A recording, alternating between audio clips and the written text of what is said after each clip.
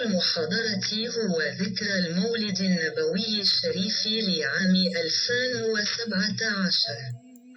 ألقى هذه المحاضرة الأستاذ كي حاج محمد بخيت ألف ميم. في هذا الصدد نرجو الإذن بإعادة تحميل وبث المحاضرة بعنوان مختلف قليلا. نأمل ألا يؤثر هذا على المحتوى الأصلي. الهدف من إعادة البث هو تجديد فهمنا لمولد النبي العظيم محمد صلى الله عليه وسلم، مما يزيد من محبتنا له ويعزز في الوقت نفسه الأخوة الإسلامية بين المسلمين. Kita ikuti saja cuplikan dan ringkasan ceramah sampai selesai bagi yang berkenan supaya tidak gagal paham. Salah khilaf, minta rida, ila isasna. Terima kasih. Assalamualaikum warahmatullahi wabarakatuh. Berdoa kepada Allah Subhanahu wa Ta'ala agar apa yang kita laksanakan ini mendapat ridha dan ganjaran yang besar di sisi Allah Subhanahu wa Ta'ala. Amin ya rabbal alamin. Kenapa kita berharap acara Maulid Nabi ini mendapat ridha Allah, ganjaran yang besar di sisi Allah?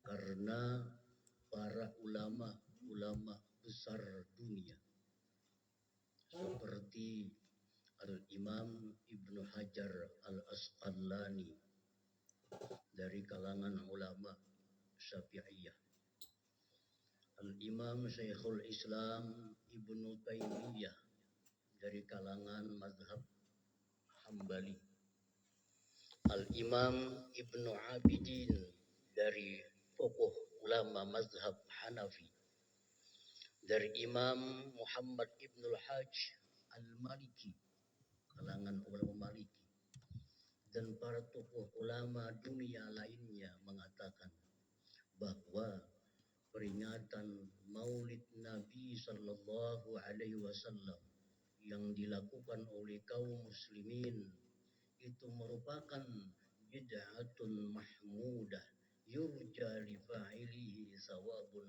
azim lita'zimihi bin Nabi Sallallahu Alaihi Wasallam. Mereka itu berkata bahwa memperingati hari kelahiran Nabi Sallallahu Alaihi Wasallam itu merupakan perkara yang baru, yang sejalan dengan sunnah Rasul, dan diharapkan orang yang memperbuatnya ganjaran yang besar di sisi Allah Subhanahu wa Ta'ala karena membesarkannya dia, memuliakannya dia terhadap Rasulullah Sallallahu Alaihi Wasallam. Kemudian salawat salam atas junjungan kita Nabi besar Muhammad Sallallahu Alaihi Wasallam dan seluruh keluarga, para sahabat, zuriat dan pengikut beliau ila yaumil qiyamah. Hadirin hadirat yang dimuliakan Allah. Rasulullah Sallallahu Alaihi Wasallam bersabda dalam sebuah hadis, "Innama bu'istu liutammima makarimal akhlaq." Rawahu jam'un minal muhaddisin. Artinya hanya saja aku diutus oleh Allah untuk menyempurnakan budi pekerti yang baik.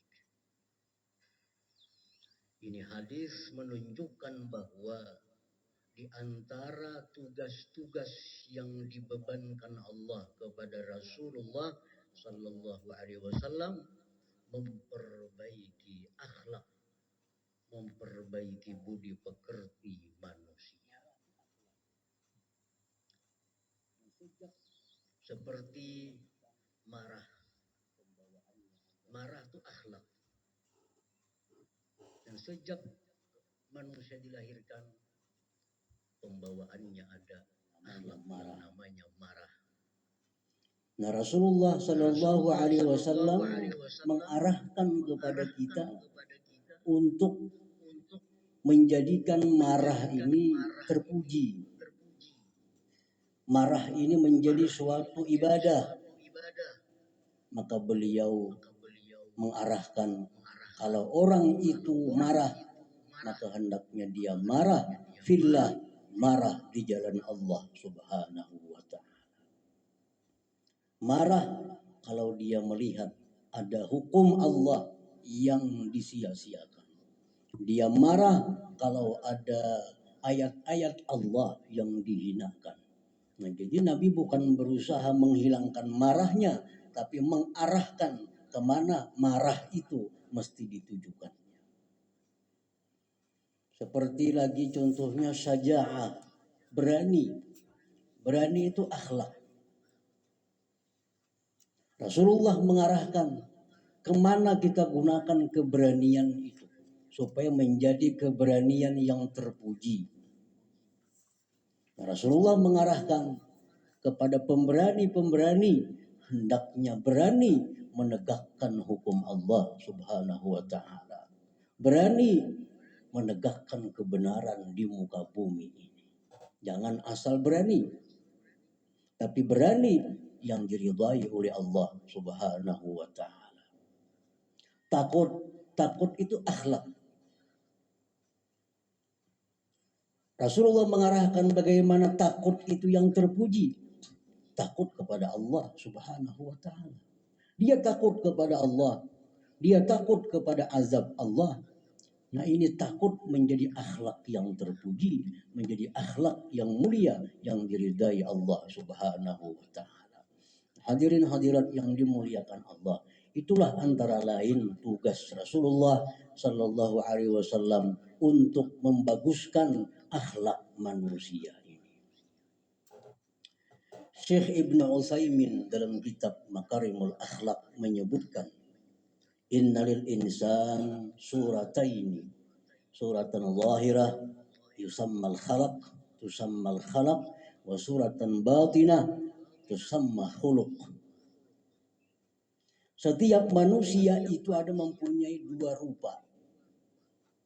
Ada rupa yang zahir, disebut khalaq, badan. Ada rupa yang batin, disebut khuluq, akhlak.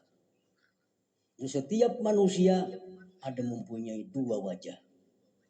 Wajah yang zahir namanya adalah khalaq atau badan, sedangkan wajah yang batin namanya adalah khuluq atau akhlak.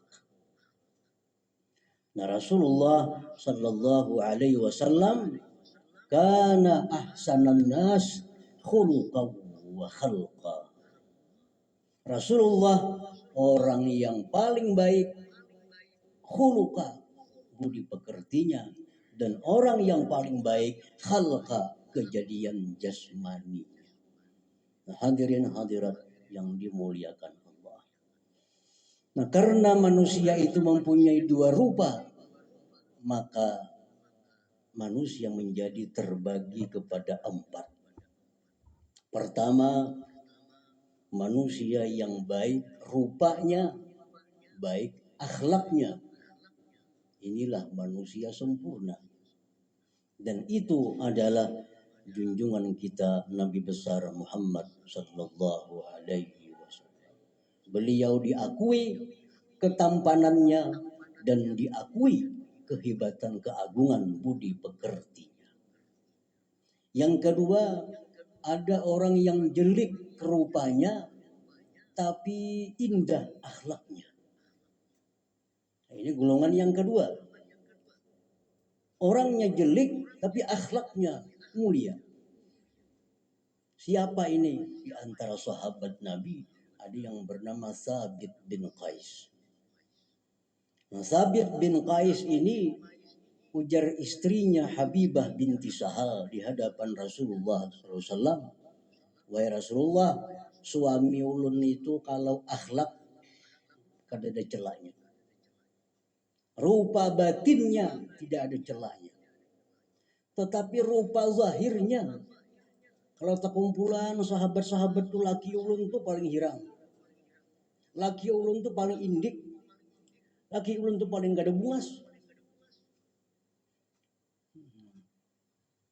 Dan ulun hendak cerai lawan laki ulun itu. Nah, jadi Rasulullah pun mengakui bahwa Thabit bin Qais ini orang yang akhlaknya mulia. Walaupun wajahnya, pembawaan tubuhnya adalah jelek. Nah, ini kelompok yang kedua. Ada orang-orang yang tubuhnya jelek tapi akhlaknya mulia. Ini orang akan dikumpulkan di akhirat dengan kelompok yang kedua. Ini kelompok dari golongan Bilal bin Rabah, siapa lagi? Thabit bin Qais. Walaupun fisiknya jelek, tapi akhlaknya sangat dicintai oleh Allah Subhanahu wa Ta'ala. Nah, yang ketiga, ada orang yang tampan zahirnya, tapi jelek akhlaknya. Batang tubuhnya, wajahnya luar biasa, tapi akhlaknya sangat kejam. Siapa dia? Abu Lahab. Abu Lahab itu diberi gelar oleh ayahnya sendiri, Abu Lahab. Kenapa gelar Abu Lahab? Liwasamati wajhihi wa husni, karena ketampanannya, keelokan wajahnya, dia digelar Abu Lahab. Ini Abu Lahab orang yang sangat tampan, sangat rupawan, tapi punya akhlak yang sangat jelek, selalu menyakiti, mengganggu Rasulullah Sallallahu Alaihi Wasallam. Sampai diabadikan Allah dalam Al-Quran, tabbat yada abi lahabi wa tab.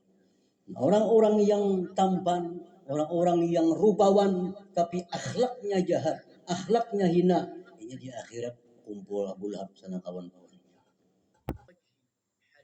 Buku yang keempat, yang terakhir, sudah jasmaninya jelek, akhlaknya lagi jelek. Jasmaninya kada bagus, akhlaknya kada bagus. Siapa ini contohnya? Abu Jahal. Nah, Abu Jahal ini ujar Sayyidina Abbas ammun Nabi sallallahu alaihi wasallam, paman Nabi berkata, Abu Jahal ini hadidal wajhi, hadidal basari, hadidal lisan. Abu Jahal ini orangnya bengis wajahnya, bengis tutur katanya, bengis penglihatannya.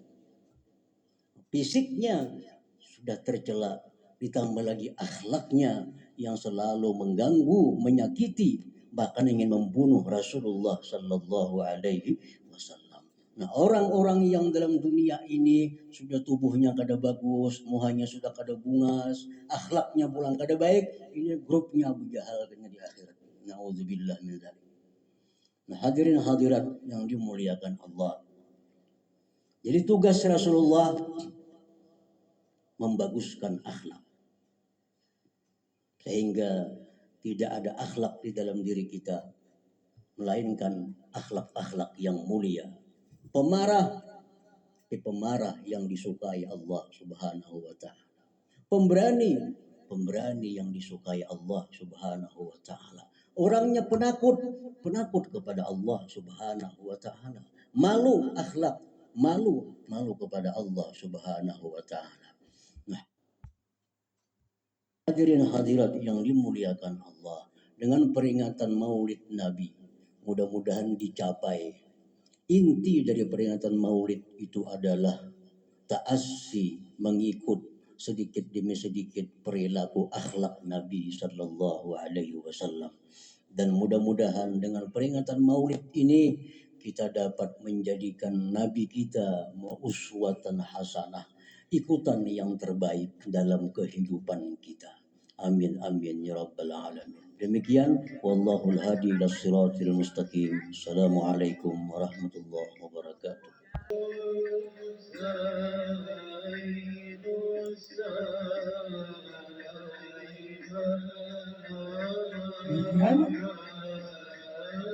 Demikian, Assalamualaikum warahmatullahi wabarakatuh.